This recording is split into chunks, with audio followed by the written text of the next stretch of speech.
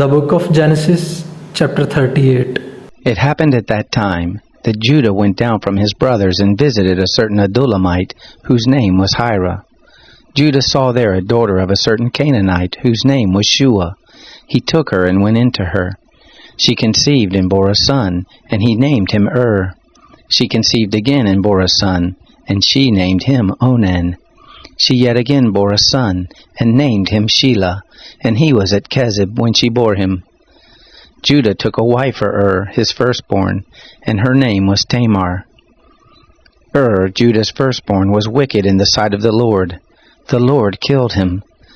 Judah said to Onan, "Go into your brother's wife, and perform the duty of a husband's brother to her, and raise up seed to your brother." Onan knew that the seed wouldn't be his, and it happened, when he went into his brother's wife, that he spilled it on the ground, lest he should give his seed to his brother. The thing which he did was evil in the sight of the Lord, and he killed him also.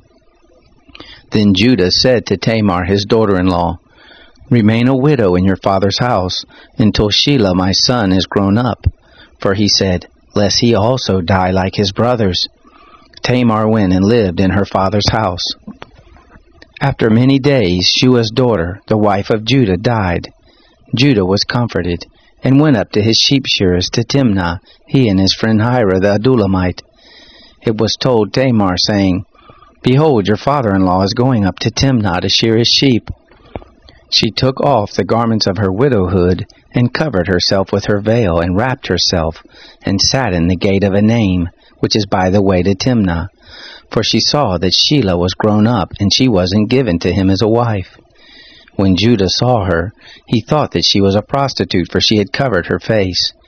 He turned to her by the way and said, "Please come, let me come in to you," for he didn't know that she was his daughter-in-law. She said, "What will you give me that you may come in to me?"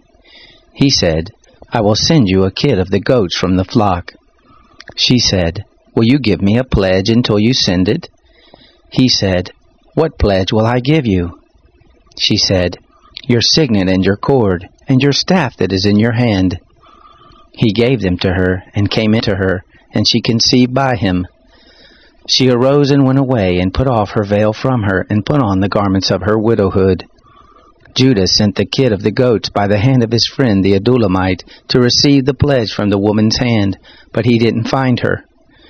Then he asked the men of her place, saying, "Where is the prostitute that was at Enaim by the road?" They said, "There has been no prostitute here."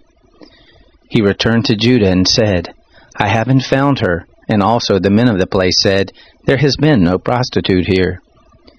Judah said, "Let her keep it, lest we be shamed. Behold, I sent this kid, and you haven't found her." It happened about 3 months later that it was told Judah, saying, "Tamar, your daughter-in-law, has played the prostitute, and moreover, behold, she is with child by prostitution." Judah said, "Bring her forth, and let her be burnt." When she was brought forth, she sent to her father-in-law, saying, "By the man whose these are, I am with child." She also said, "Please discern whose are these, the signet, and the cords, and the staff." Judah acknowledged them and said, "She is more righteous than I, because I didn't give her to Shelah my son." He knew her again no more.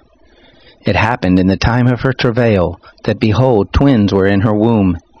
It happened, when she travailed, that one put out a hand, and the midwife took and tied a scarlet thread on his hand, saying, "This came out first." It happened, as he drew back his hand, that behold, his brother came out, and she said, "Why have you made a breach for yourself?" Therefore his name was called Perez. Afterward his brother came out, that had the scarlet thread on his hand, and his name was called Zerah.